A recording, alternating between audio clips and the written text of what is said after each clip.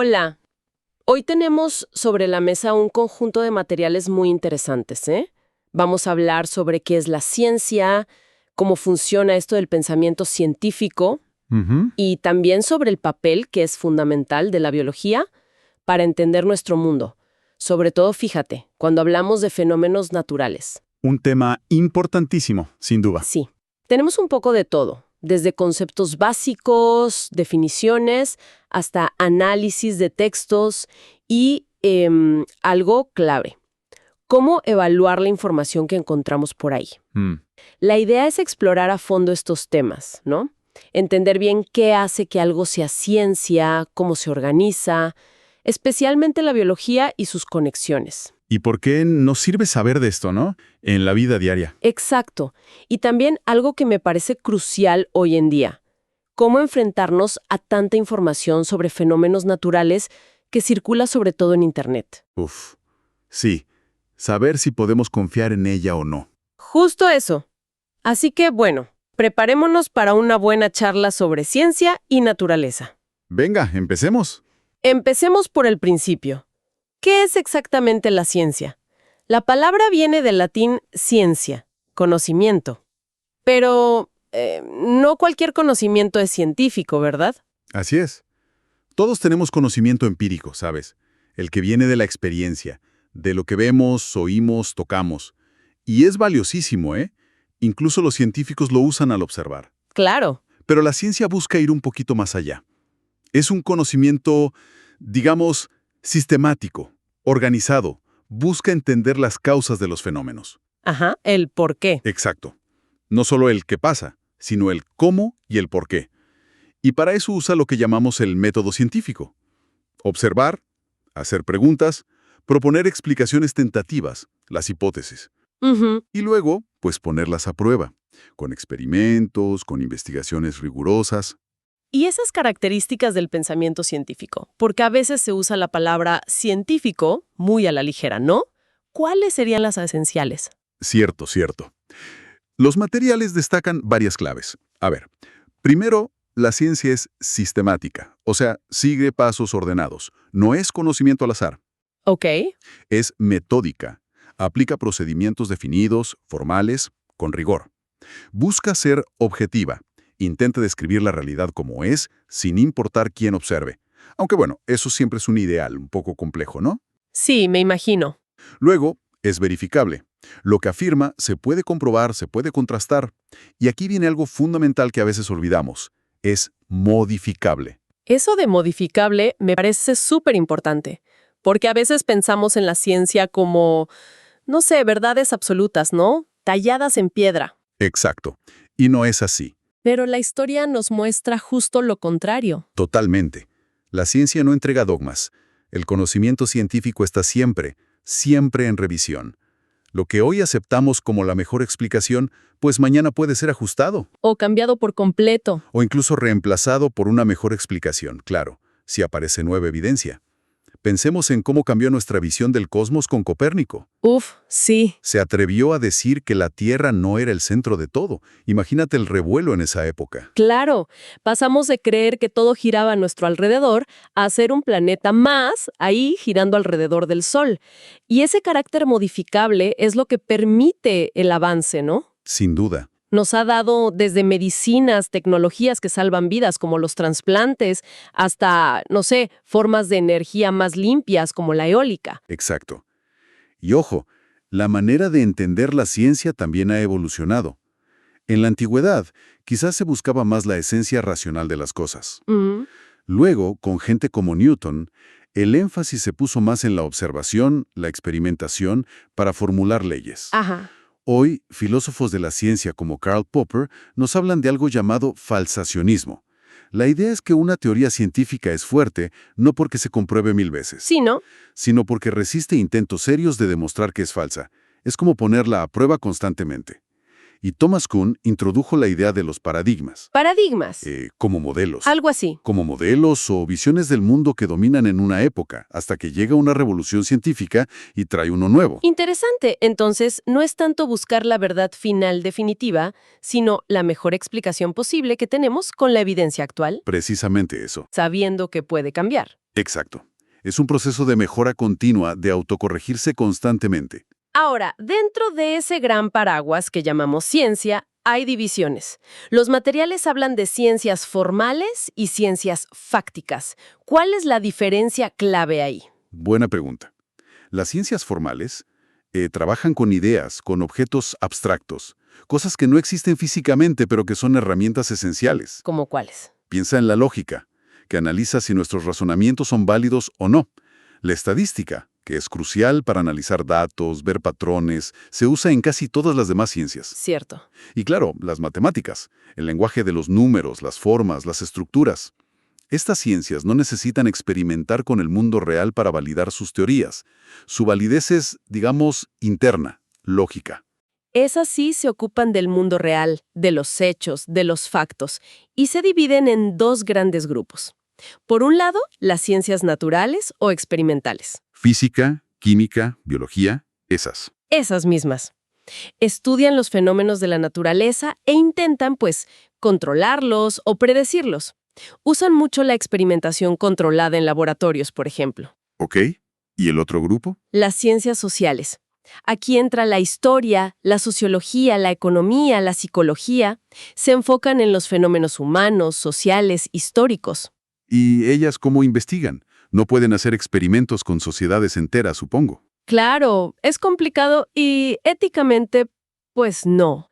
Ellas también buscan evidencia empírica, claro, pero a menudo usan otras herramientas. La observación, encuestas, análisis de documentos, entrevistas, entiendo. Y supongo que estas divisiones formales, naturales, sociales, no son muros infranqueables, ¿verdad? Se deben necesitar unas a otras todo el tiempo. Totalmente. Esa es una de las ideas fuerza que recorre todos estos materiales, la interdisciplinariedad. Ninguna ciencia opera aislada, en una burbuja. ¿Tienes algún ejemplo? Imagina estudiar un desastre natural, como un huracán. Necesitas la física y la geografía, ciencias naturales, para entender cómo se forma, por dónde va a pasar. Ajá. Pero también necesitas la sociología y la economía, ciencias sociales, para ver el impacto en la gente, en las casas, en los trabajos. Claro, el impacto humano. Y seguramente usarás la estadística, que es una ciencia formal, para analizar todos los datos, los daños, la velocidad de los vientos, cuánta gente afectada. Tiene sentido. Siempre se entrelazan para dar una visión más completa. Exacto. De hecho, una de las actividades que se proponen es justamente analizar textos sobre fenómenos naturales y ver qué tipo de ciencia predomina en cada uno, si es natural, social, formal y cómo se complementan entre sí. Muy bien. Hablemos más de una de esas ciencias naturales clave. La biología. Su nombre lo dice todo, ¿no? Bios, vida. Logos, estudio. El estudio de la vida. Exacto. Desde las moléculas más pequeñitas dentro de una célula hasta ecosistemas enteros, como una selva o un océano. ¿Qué estudia exactamente? Pues estudia la estructura de los seres vivos, cómo funcionan, su química interna, cómo evolucionan a lo largo del tiempo, cómo interactúan entre ellos y con su ambiente. Y como bien se señala en los materiales, no es solo cosa de laboratorio con batas blancas. La biología está en todo. Por supuesto, está en lo que comemos cada día, en nuestra salud, en las plantas del parque, en las mascotas, en nosotros mismos. Y siendo un campo tan amplio, debe tener muchísimas especialidades, ¿no? Muchísimas. Los materiales mencionan algunas ramas clave que podemos agrupar un poco para tener una idea. Está la biología, que mira lo más chiquito, lo micro. ¿Cómo qué? Como la biología celular, que estudia la célula, y la biología molecular, que se mete ya en los procesos químicos dentro de la célula, como la síntesis de proteínas, el ADN. Ok, lo micro. ¿Y luego? Luego tienes las que estudian grupos específicos de seres vivos. La botánica, para las plantas, la zoología para los animales, la microbiología, para los bichitos microscópicos. Bacterias, virus. Esos. También hay ramas que miran procesos más generales, como la genética, que estudia la herencia, el ADN, la fisiología, que ve cómo funcionan los órganos y sistemas, O la biología del desarrollo, que analiza cómo se forma un organismo desde el embrión. Fascinante. ¿Y a gran escala? A gran escala tienes la ecología, que es fundamental, estudia las interacciones entre los seres vivos y su ambiente, los ecosistemas. Y también, por ejemplo, la biología marina, enfocada en la vida en mares y océanos. Es un universo enorme, la verdad. Y aquí viene algo que me parece súper interesante. ¿Cómo se relaciona la biología con ciencias que parecen a primera vista tan distintas? No sé, la historia o las matemáticas. Es que la vida no ocurre en el vacío, ¿sabes? Las matemáticas son esenciales para la biología, para medir cosas, para contar poblaciones, para hacer modelos de cómo crece una epidemia, por ejemplo. Ah, claro. Modelos matemáticos. Exacto. La física ayuda a entender principios básicos que también aplican a los seres vivos, como la termodinámica, y además ayuda a desarrollar tecnología que usamos en biología. Piensa en un microscopio electrónico. Tecnología punta. La química, bueno, es fundamental. Somos pura química andante. Todos los procesos vitales son reacciones químicas. Cierto. La geografía nos dice dónde viven los organismos, por qué viven ahí, cómo les afecta el clima, el relieve. ¿Y la historia? Esa conexión me llamó la atención. Claro que sí. La historia nos ayuda a entender la evolución de las especies a lo largo de millones de años. También entender eventos pasados, como extinciones masivas, o la historia de cómo han evolucionado las enfermedades y nuestras respuestas a ellas. Visto así, tiene todo el sentido. ¿Y con las ciencias sociales? ¿También hay conexión? También, por supuesto.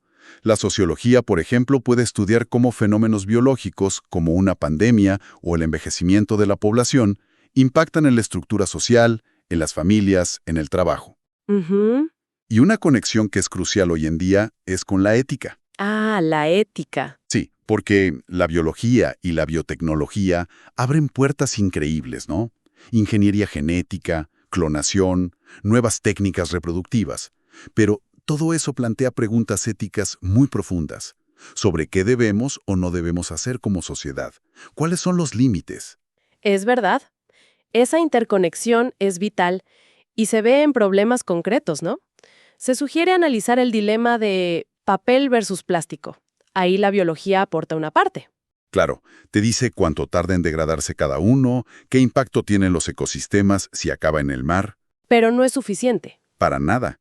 Necesitas la química para entender los materiales, la economía para ver los costos de producción y reciclaje, la sociología para entender los hábitos de consumo.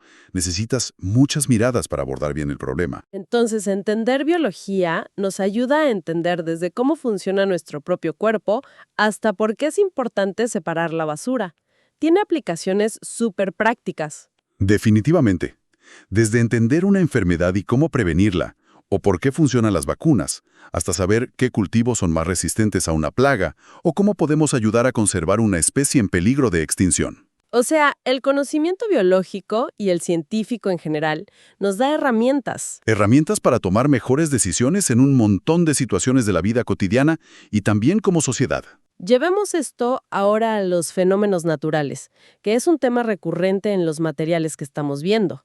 Hablamos de lluvia, viento, cosas normales, pero a veces se vuelven destructivos. Sismos, huracanes, sequías. Exacto. Son parte de la dinámica natural de nuestro planeta. El problema surge cuando estos eventos ocurren en zonas donde vive gente y superan nuestra capacidad para resistirlos. Ahí es cuando se convierten en desastres. Y sus consecuencias no son solo físicas, ¿no? Los edificios caídos, las inundaciones. No, para nada. Tienen enormes impactos económicos, sociales, políticos. Y es importante decir que no afectan a todos por igual. Depende muchísimo de la vulnerabilidad de cada comunidad, de sus recursos, de su preparación. Se mencionan ejemplos muy fuertes, como el sismo de 1985 en Ciudad de México. Sí. O el tsunami de 2011 en Japón. Eventos que no solo causaron una destrucción terrible, sino que transformaron sociedades enteras, ¿no? Exacto. Obligaron a repensar muchas cosas. La protección civil, cómo construimos nuestros edificios, cómo responden las comunidades ante la emergencia. Justo. No basta con la geología para entender un sismo o la meteorología para un huracán. Hay que sumar la ingeniería, la sociología, la psicología social para entender el trauma, la economía para evaluar los daños. Entra todo. Casi. Y también entra en juego otra idea interesante, la intertextualidad. Intertextualidad. ¿Qué es eso? Es como diferentes textos, una noticia, un informe científico, un testimonio de alguien que lo vivió, incluso una novela o una pintura, hablan sobre el mismo fenómeno. Cada texto tiene su propia intención, su propia postura. Ah, ok. Analizar cómo dialogan o se contradicen esos textos nos da una visión mucho más rica y compleja del evento. Y aquí llegamos a un punto que me parece crítico en esta era de la información. ¿Cómo sabemos si lo que leemos sobre estos fenómenos o sobre ciencia en general es confiable? Sobre todo con todo lo que circula en Internet. Ese es el gran desafío, ¿verdad? Los materiales dan buenas pistas, como una especie de checklist para evaluar fuentes. A ver, ¿cómo qué? Si es un sitio web, ¿quién lo publica? ¿Es una universidad, un organismo oficial, una empresa, un blog personal? ¿Es una autoridad reconocida en el tema? ¿Cuándo se publicó? ¿La información está actualizada o es de hace 10 años? Importante eso. ¿Cuál es el propósito del sitio? ¿Informar, vender algo, promover una ideología? ¿La información se presenta de forma clara, bien escrita, sin errores obvios? ¿Cita sus fuentes? ¿Podemos verificar lo que dice en otros lugares? Son varias cosas a revisar. ¿Y si es un artículo más académico? Ahí buscas otras cosas. Conocemos al autor, a qué institución pertenece. El artículo tiene una estructura lógica. Resumen, introducción, método, resultados, discusión, referencias. Las referencias son sólidas, son relevantes. Hay que volverse un poco detectives de la información. Se menciona incluso tener precaución con fuentes como Wikipedia. No porque sea mala en sí, no. Claro, Wikipedia puede ser un buen punto de partida para tener una idea general, pero como es colaborativa, siempre hay que ir a verificar la información en fuentes más especializadas, en artículos, en libros. O sea, examinar la veracidad, ver qué limitaciones puede tener cada fuente y qué es lo que realmente aporta. Es clave. Exacto. No se trata de descartar todo de plano, sino de desarrollar un juicio crítico. De preguntarnos siempre, ¿quién dice esto? ¿Con qué evidencia lo respalda? ¿Con qué intención lo dice? ¿Hay otras perspectivas sobre el mismo tema? Y todo esto, tanto los fenómenos naturales como nuestras propias acciones, tiene consecuencias directas en los ecosistemas, ¿cierto? Así es. Un ecosistema es esa red compleja de vida. Los organismos, plantas, animales, microbios, su ambiente físico, el aire, el agua, el suelo, y todas las relaciones de intercambio de materia y energía que ocurren entre ellos. Son como sistemas interconectados. Muy interconectados. Y a menudo son bastante frágiles. Tanto los desastres naturales como muchas actividades humanas, la deforestación, la contaminación, el cambio climático que estamos causando, pueden alterar profundamente ese equilibrio. Y México, como se menciona, es un país mega diverso. Tenemos una riqueza enorme de ecosistemas distintos. Una barbaridad. Selvas, bosques, desiertos, costas, manglares. Entender cómo funcionan y cómo nuestras acciones o los fenómenos naturales los afectan es crucial para nosotros mismos. Y de nuevo, supongo que se necesita una visión integral, ¿no? No solo biológica. Exacto. La biología y la ecología nos explican las interconexiones vitales, cómo dependen unos organismos de otros. Pero necesitamos la geografía para entender el territorio, la química para ver la contaminación, y también la economía y la sociología para entender las presiones humanas que llevan a la degradación y para buscar soluciones que sean sostenibles. O sea, conservar esos ecosistemas no es solo proteger plantitas y animalitos. No, es proteger la base de nuestro propio bienestar. El aire que respiramos, el agua que bebemos, los alimentos que comemos, la regulación del clima. Y para lograr eso, necesitamos ciudadanos que estén informados. Informados y que sean capaces de analizar críticamente la información, de participar en las decisiones. Por eso, explicar esas consecuencias, como se pide al analizar el impacto de tormentas y huracanes en los ecosistemas, requiere justamente agarrar información de diferentes disciplinas y textos y armar una visión completa. Bien. Hagamos una pequeña pausa para recapitular todo esto. Hemos hablado de que la ciencia es un proceso, no un libro de respuestas fijas y terminadas. Un proceso sistemático, verificable. Pero sobre todo, y esto es clave, modificable y que se autocorrige. Vimos que se divide en formal, natural y social. pero que en la práctica, en el mundo real, siempre están conectadas, son interdisciplinarias. Ajá.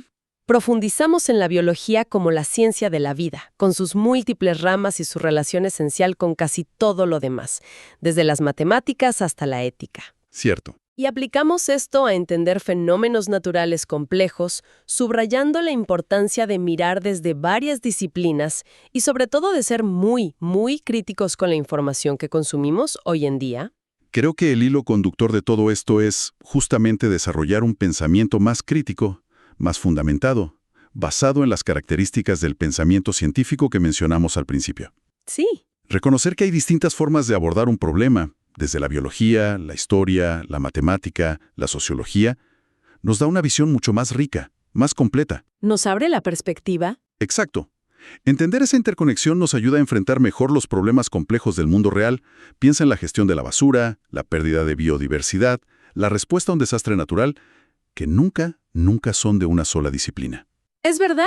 Y todo esto nos lleva a valorar el papel del conocimiento científico y biológico no como algo abstracto, lejano, de laboratorio, Sino como algo útil. como una herramienta útil y necesaria en nuestra vida cotidiana y para tomar decisiones como sociedad. Ha sido una exploración muy completa, la verdad. Desde qué es ciencia hasta cómo impacta en los ecosistemas y en nuestra capacidad de informarnos bien. Queda claro que la ciencia, y la biología dentro de ella, son herramientas poderosísimas para entender el mundo que nos rodea. Sí, sin duda. Pero, ¿sabes? Todo esto deja una pregunta flotando, una reflexión final que me parece interesante. A ver, Si la ciencia es, por su propia naturaleza, modificable, si sabemos que el conocimiento de hoy puede cambiar mañana a la luz de nueva evidencia, ¿cómo tomamos decisiones importantes? ¿decisiones como cuáles? Pues decisiones como sociedad y también como individuos sobre temas superurgentes. El cambio climático, las nuevas tecnologías médicas que van surgiendo, cómo prepararnos para futuras crisis sanitarias Temas complejos. muy complejos. Cómo actuamos con responsabilidad basándonos en un conocimiento que sabemos que es la mejor explicación que tenemos ahora, pero que quizá no es la definitiva. ¿Cuánta certeza necesitamos para decidir y para actuar? Wow, esa es una pregunta profunda y muy, muy relevante para nuestro tiempo. Nos deja pensando, sin duda. Muchísimas gracias por acompañarnos hoy en esta exploración. Un placer como siempre. Hasta la próxima.